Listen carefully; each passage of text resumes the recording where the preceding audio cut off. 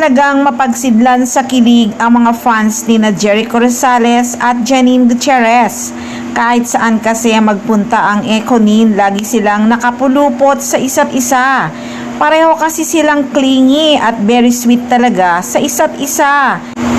Lahat ng mga events na pinupuntahan nila ay talaga namang inaabangan ng mga fans at madlang people.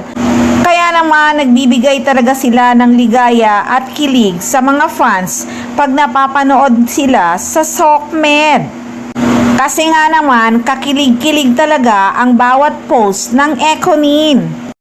Matapos din nga ang short vacation nila sa Hong Kong ay may latest upload pa sila na umattend nga sila ng kasalan ng kaibigan nila.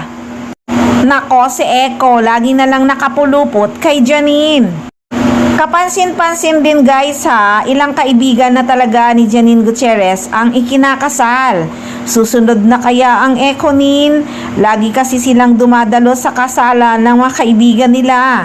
Naiinggit na rin siguro si Janine, no? Kasi nga syempre si Eko ikinasal na siya, di ba?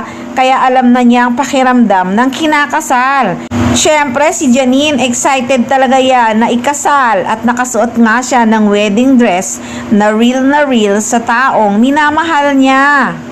Pero kung nagpa-secret married na nga ang dalawa sa ibang bansa gaya ng nasusulat sa blind item, iba pa rin yung church wedding na kagaya ng pangarap ni Janine. Di ko lang talaga mahanap yung video na kung ano nga ang dream wedding ni Janine Gutierrez. Sa pagkakaalam ko talaga, simple lang ang dream wedding ni Janine Gutierrez. Sa dami ng ikakasal at kinasal na sa showbiz, sa Ekonin talaga ako sobrang excited. At alam ko kasi ibibigay talaga ni Eko ang dream wedding ni Janine. Siguro sa ngayon marami pa talaga silang offer na trabaho kaya busy pa sila.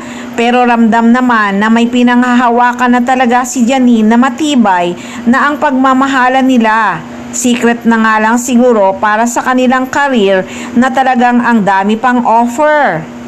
Sayang din naman kasi habang sikat na sikat pa talaga silang dalawa. Sa endorser pa lang, pinag-aagawan talaga at pinagkakatiwalaan sina Jericho Rosales at Janine Gutierrez.